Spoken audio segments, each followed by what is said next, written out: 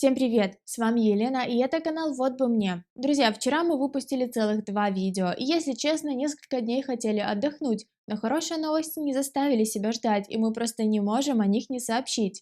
Вчера вечером на сайте Госдепартамента Бюро консульских дел США вышел новый визовый бюллетень для DV 2021 на май месяц, и его номер просто восхитительный.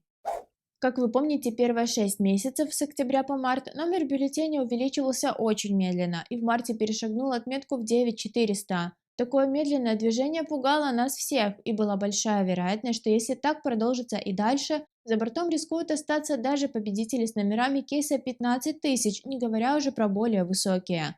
Но апрельский бюллетень, который вышел в феврале, нас очень порадовал, и цифра выросла с 9400 до 12 тысяч. Я помню, как мы все этому радовались, ведь такой прыжок мог означать, что дела пойдут лучше уже в ближайшее время. И вот вчера вечером на сайте появился майский бюллетень, и вы не поверите, но с 12 тысяч номер бюллетеня вырос до 18. Это значит, что если ваш кейс number меньше 18 тысяч, то посольство в порядке очереди уже может вызвать вас на интервью.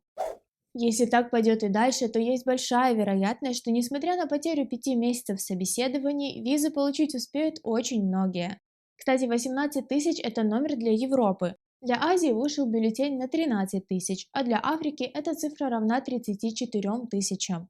Кроме того, есть еще южноамериканский регион, а также страны Океании, но думаю, наших подписчиков они не касаются.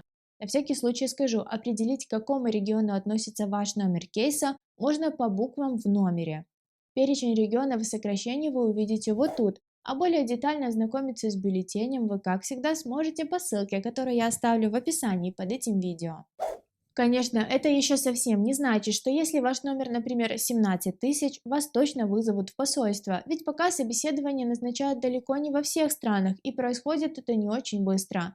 Но, на мой взгляд, это очень хорошая новость, и, скорее всего, посольства будут делать все возможное, чтобы провести как можно больше интервью.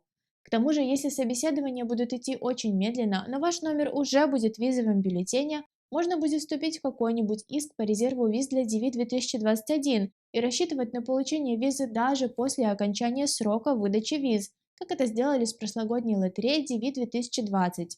О судьбе такого иска для них мы узнаем уже в апреле, и будет примерно понятно, сможем ли и мы рассчитывать на положительный результат по резерву виз для тех, кто не успеет пройти интервью в этом году. Так что, как видите, спустя месяцы ожиданий мы наконец-то получаем хорошие новости, причем с такой частотой и интенсивностью, что к этому можно привыкнуть. Давайте пока не расслабляться и, как говорится, быть начеку, но в то же время перестанем так много волноваться и будем надеяться, что хороших новостей с каждым днем будет становиться еще больше.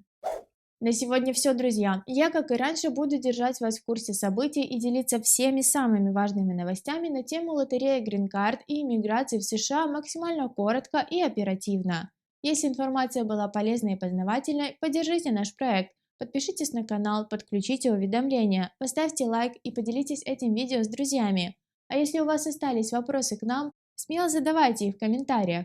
Каждую неделю мы делимся полезным контентом, так что зовите друзей и оставайтесь с нами.